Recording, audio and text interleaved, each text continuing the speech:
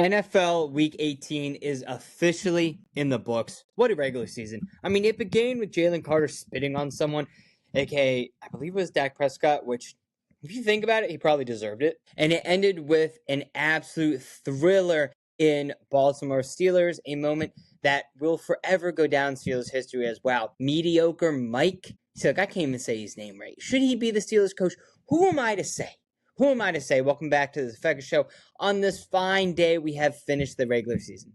I went dark there for a second. That was only because we had to recalibrate. We had to show that, hey, we are mourning the regular season, but we have the playoffs coming right our way. We're going to recap 3 quick games. We're going to do things a little bit irregular around here. I know that we just started this new channel, so welcome everyone who's migrated from the Affaka Click Show into this show. What we are going to do is we're going to recap the top 3 games.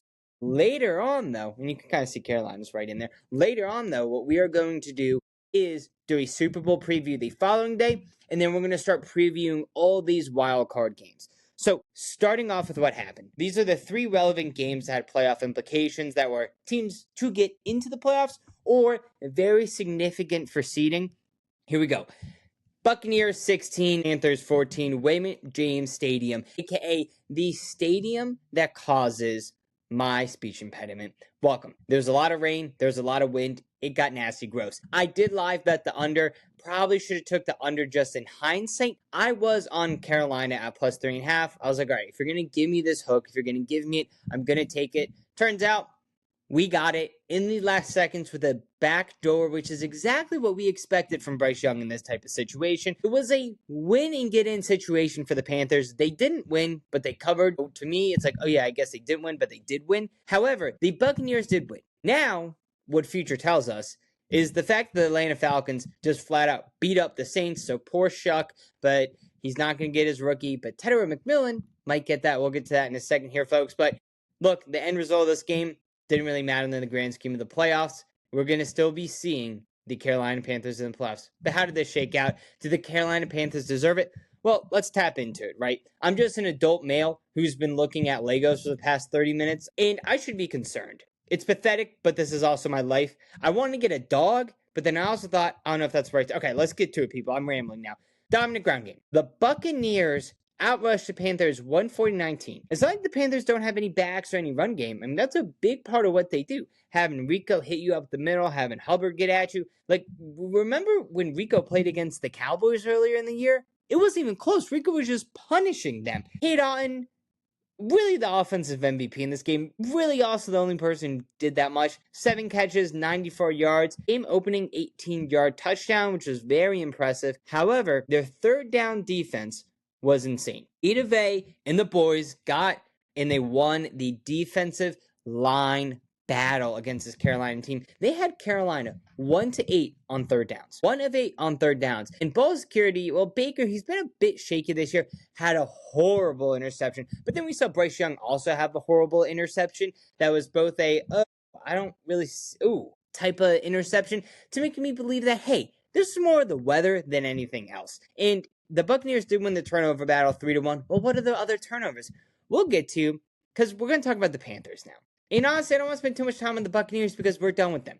Tedder McMillan, a.k.a. T-Mac, a.k.a. Ted, a.k.a. tall guy from the last draft, best rookie. He probably will end up winning Rookie of the Year, offensive or whatever it is, surpassing 1,000 yards on the season for the Panthers, breaking their rookie record. Horrible flags. Horrible flags. I'm not an NFL conspiracy guy, and I said this, and I heard Big Cat have the same take, so I guess I'm not original because he posted his first, what do you want from me? I don't have a team. I'm talking to people on Fiverr to hopefully edit this video, and if you're watching this, shout out to you right now. So, I'm also not going to be doing that because I got to get through this video. So, horrible flags. Every opportunity this Panthers team had, it basically got taken away from them. First, we saw this was the most egregious play I think I've ever seen. Most egregious play calling was they had a somewhat backwards pass, and it didn't really amount to anything. And honestly, as I'm saying this, I don't even know if this was the Panthers game. Truly, if it was, if it wasn't, I don't care. We have to talk about it. And they said that went out of bounds. It was a backwards pass. They called the whistle, and then he picked it up. And now they're saying that's automatically out of bounds. That makes no sense. He picked it up right at the line of scrimmage. So if he did do that, what's the big deal? Just give him the yard to gain blow the whistle, call it a day. Number one. Second one was, hey, we're talking about T-Mac. Oh boy, T-Mac had an incredible catch. I was like, oh my God. And then I had to like flip over and see like where I was on the map because I was walking at the time because I had to pick up sushi. So shout out Kazunori, but no free ads, but shout out Kazunori. Much better to go in person than takeout if you guys are in the New York City area. I recommend it. So, hand rolls. And the aspect here, the whole aspect that we really have to pay attention to is how bad this offensive pass interference was because they just normal hand fighting like they're 5-year-old girls at a playground. You didn't say this about me, Sally. And then T-Mac caught the ball. Now, on the other hand, we had a horrible defensive pass interference called against who? The Panthers. And now he even touched him. He was basically running with his hands behind his back. They tripped up at the feet a little bit, and then they're going to call that back. I don't know how you see that as a defensive pass interference. And honestly, the announcers are pissing me off. The announcers are driving me up a wall. Look, am I blanking on the names? Yes. Am I blanking on which side? Which I was on which side? Yes. But the announcers are driving me nuts because they would always be like, oh, well, you know what? It's not really offensive pass interference. And then the one guy was like, this is definitely pass interference. And the other guy kind of got riled up. He was like, you know what? No, this isn't pass interference. So shout out to that guy for standing his ground and saying, hey, NFL, you're bad.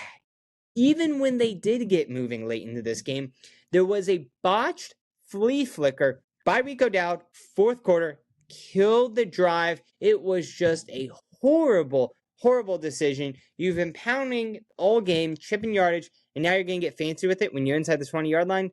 That made no sense. I did not like that play calling. Again, the third downs, I think that's really what got to the Panthers team. They couldn't do it. Now, they were dead to rights. However, with 5 minutes 12 remaining, Panthers did block a field goal, which was electric, and then immediately hit McMillan for a 40-yard gain on a 4th and 8, leading to a Jalen Cooker touchdown. So you got some momentum back, and honestly, that's a game-defining moment for me because, well, I had them at plus 3.5. So I absolutely love that. Outlook is what it is. Baker, look, season outlook, I'll do a whole recap at the end of this stuff, but like, you got injured, this whole team, you didn't really have a wide receivers for most of it. Bucky was injured, you got plagued with injuries all around. So you were injured yourself. Bad luck for Tampa Bay. They need to fire their head coach.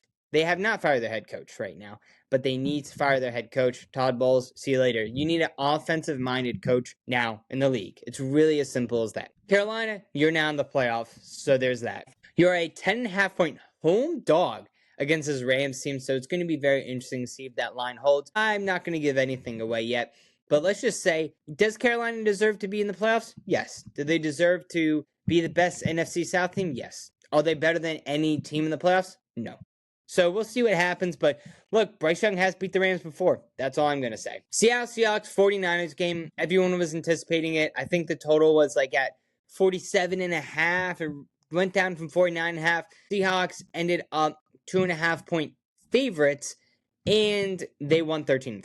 So this is the best regular season in history for the Seattle Seahawks. 15th win is a franchise record. More importantly, though, you now have the number 1 seed heading into the Super Bowl. Well, into the playoffs. It was a ground attack, so we really got you guys there, right? So the Niners recapped their game previously. They played the Bears. It was a shootout. Everyone fell in love with them. Sunday night football, I believe it was. But then, in reality, what they did well is that they actually stopped the run. So if you can stop the run against the Bears, where it's everything that they pretty much have, but not really because Caleb can just go lights out and pass the ball, apparently, that's very impressive. So whether it's not all the Bears have, but it's a huge part of their identity, they're able to stop it. Now, I thought the same was going to be for the Seahawks team. Oh boy, was I wrong. Kenneth Walker, 97 yards. Charbonnet, 74 yards and a touchdown. Combined, that's 171 yards. Now, if you can't get pressure on Darnold is going to carve you up, and that's exactly what happened. 3rd and long, what we saw was another run. It was 3rd and 15 plus, or like they've just for the 3rd week in a row. And I've been on Seattle a bunch recently lately. They keep running the ball on 3rd and 15. And they keep getting a first down on a draw play. There is something electric with Kenneth Walker, and he has so much burst to him. It's actually insane. And they converted a 3rd and 15, whatever, 3rd and 17 for a first down here by running the ball. That's something that might not fly against the Eagles next week. Not against the Eagles, but eventually if they do play the Eagles. Sam Darnold didn't suck. So I think that's a positive one. He went 20 for 26, 198 yards, so he didn't eclipse 200, but he got that 150 for his incentive, which was huge. What really came out of this, though, is that Sam Darnold can't play in these big moments. You had him last year against the Vikings, and he couldn't do it. But this year, different team. Vikings defense was great last year. Seahawks defense is, I believe, the best in the league. Maybe the Texans, but let's not forget about the Eagles. Let's not forget about them. Top 3 in the league. Chargers are pretty good too. I'm not going to start naming the NFL. I'm not going to do that. That's not what I'm here for. I'm here to talk about how Sam Darnold didn't suck, and that means he did great. There you go. Defensive masterclass, though, held the Niners to 173 yards. Season low for San Francisco. Only 9 first downs. Now, is that because this Niners team has had a Mickey Mouse schedule since before this team, pretty much? I don't know. They beat the Rams on a fluke game. They got by the Rams the other time, but it's fine. San Francisco, though, you stop Christian McCaffrey, you do well. Christian McCaffrey only had 23 yards on 8 carries. Seattle took away the perimeter. He couldn't do anything. It was just like, hey, let's plan for him. And then they're like, sure, whoever wants to try to step up, George Kittle, have fun. We're going to be in Brock Purdy's face all night long. All night long. I don't know the rest of the words to that song, but that doesn't matter because what really matters is how bad Brock Purdy looked. Now, could this look completely different once Trent Williams in? The statistics would say yes. Do we know that for sure, though? The statistics say no because the game hasn't been played yet. And make no mistake, this Eagles team is ready to fight. And now, look, here's the thing. Ricky Pearsall is going to give you another person to throw, vertical, stretch the field, deep threat. But anyway, it's just like red zone. You just can't you need to get touchdowns if you want to win the game. Brock Purdy couldn't get in the end zone, which is really what has helped out this San Francisco team. Path ahead, drop into the 6th seed. Guys, the stakes of this game, I don't believe I mentioned it. Win, you get the first round bye. If the Niners would have got the win, they could have hypothetically played every single playoff game in their stadium. They did not. They did not get the win. They're not going to play every single playoff game in their stadium. Sad, but it's also true. Now, you're going to have to go ahead and I don't know whose path you would rather have. Because here's the thing. What we can see happen for this team is the fact that they can beat the Eagles. From there, they can beat the Bears or the Packers. We've seen that happen before. Then the Niners go ahead and play the Rams or the Seahawks most likely. That's going to be a tough one. But if you win that, you're hosting a home Super Bowl, which has to count for something. Because I do believe that they're one of these people who does have a fan presence. The Seahawks, though, they're going to get the first round bye. They've been honestly really good on the road this year. And I don't know what it is about this coach, but he gets those guys up on the road, which matters a lot. So people, that is really what you have. Outlooks on this 49ers and Seahawks team, that'll be coming in a different video. We started off the season with one of the most electric games with the Ravens, and we end it with one of the most electric games with the Ravens, both end in heartbreak. I'm sorry if you're a Ravens fan. This season was doomed from the start for you. So, Steelers 26, Ravens 24. Stakes of this game, Pittsburgh wins, they get in. Ravens win, they get in. What happened? Pittsburgh won, they get in. Ravens lost, they get in.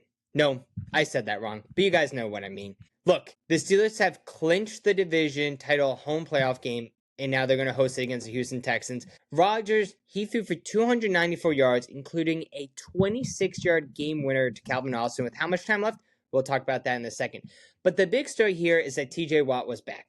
He had a massive interception on a batted pass on a third quarter that absolutely flipped the game because you had to know if there was any chance this team was going to win, you had to have some type of interception. You had to have something moving. So, Derrick Henry, on the other hand, well, how do we stop him? First half, ran for 100 yards, and the Steelers held him to 0 big plays in the second half. Probably because they were in possession. They were winning the game. Pittsburgh owned the clock, grinding 24 first downs against this team, almost having 10 more minutes of the ball on offense. So the Ravens, their season's over. We've missed the postseason for the first time since 2021. Zay Flowers had a really good day, 138 yards, 2 long touchdowns. Special defense was a disaster, though. What I will say is that Kyle Hamilton left the second half in an injury. The secondary allowed 23 points to this team. 23 points once he came out. Pretty bad. But here's the thing.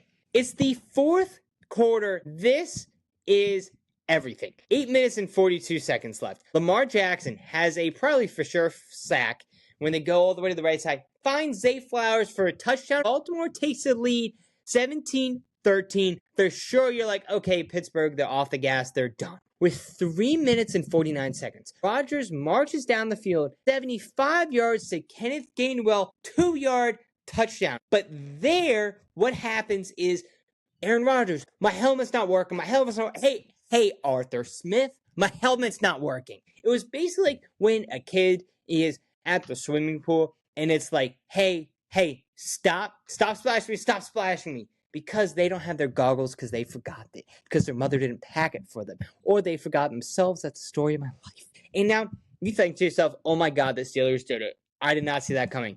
2 minutes and 20 seconds left. You see Zay Flowers? No, it can't be again. He scores on a 64-yard touchdown. Zay Flowers. Ravens take the lead. 2 minutes and 20 seconds left now. 24-20. And you think, okay, they're dead. No timeouts left. Sure, you have the 2-minute warning, but Rodgers says you have to dink and dive down the field. He's not going to throw it deep. What happens? Okay, you're starting to get a little bit of momentum. 2-minute warning. You throw one great pass, 2-minute warning. You think to yourself, okay, we might have something cooking now. But hold on now.